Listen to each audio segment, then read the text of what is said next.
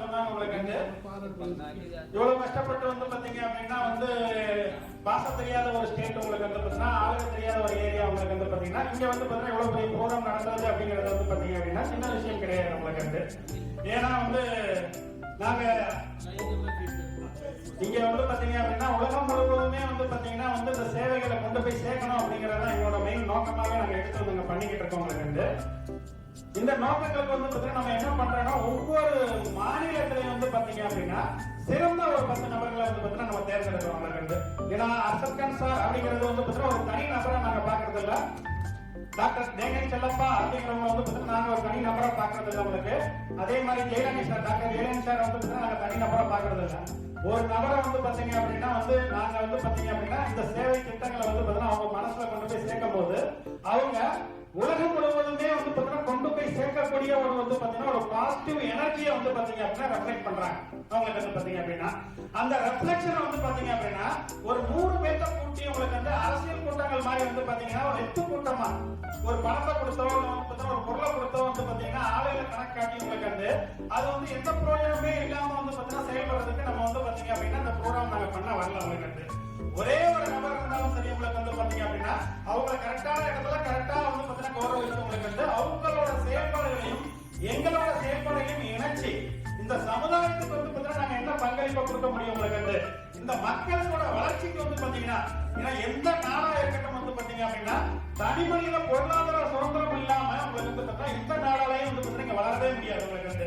அரசியல்வாதிகள் அதை சொல்லலாம் இதை சொல்லலாம் வந்து பாத்தீங்கன்னா சிறந்தா வந்து பாத்தீங்கன்னா வந்து பேச்செல்லாம் பேசி வந்து பாத்தீங்கன்னா சமாளிக்கலாம் உங்களுக்கு. ஆனா பொருளாதார முன்னேற்றம் இல்லாத வந்து எந்த மக்களையுமே வந்து பாத்தீங்க அப்படின்னா நீங்க அடுத்த கட்டத்துக்கு வந்து கொண்டு போகவே முடியாது உங்களுக்கு வந்து. அதனால நாங்க இந்த பாதி வார்த்தைகளை வந்து பாத்தீங்கன்னா வந்து தவிர்க்கிறோம் உங்களுக்கு வந்து. எங்களோட செயல்பாடுகளை எப்பயுமே நாங்க களத்துல இறங்கி மட்டுமே வந்து செயல்படுத்திக்கிட்டு இருக்கோம் உங்களுக்கு வந்து பாத்தீங்கன்னா.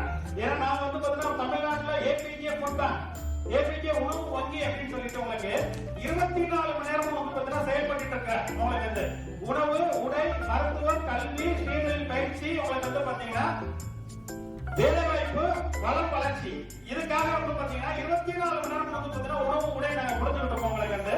எங்கெங்கெல்லாம் வந்து பாத்தீங்கன்னா உணவு வந்து பாத்தீங்கன்னா மீதமாகும் எக்ஸஸ் ஃபுட்னு சொல்லுவாங்க உங்களுக்கு வந்து பாத்தீங்கன்னா மீதமாக உணவுகளை வந்து பாத்தீங்க அப்படின்னா ஹோட்டல்ல இருந்து கல்யாண மண்டபங்கள்ல இருந்து அதுபோல ஹாஸ்டல்ஸ்ல இருந்து உங்களுக்கு வந்து பாத்தீங்கன்னா ஃபங்க்ஷன்ஸ்ல இருந்து உங்களுக்கு வந்து எங்கெங்கெல்லாம் உணவு மீதமாகுதோ இதை நம்ம சென்டருக்கு டைரக்டா அனுப்பிடுவாங்க. இந்த உணவுகளை நம்ம கலெக்ட் பண்ணி உங்களுக்கு வந்து ஒவ்வொரு தெருவிலையும் கொண்டு போய் பசிக்கிற மக்களுக்கு கொடுக்குறோம்.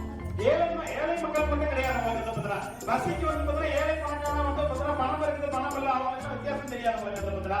அப்ப என்ன பண்றோம்னா தேவை இருக்கிற யாராலும் அந்த உணவு வாங்கி வந்து பாத்தீங்கன்னா சாப்பிட்டுக்கலாம் உங்களுக்கு. இது கடந்த ஒரு 8 வருஷத்துக்கு மேல வந்து பாத்தீங்க அப்படின்னா சிவகாசி சரௌண்டிங் ஃபுல்லாவே நாங்க வந்து பண்ணிக்கிட்டு இருக்கோம் உங்களுக்கு.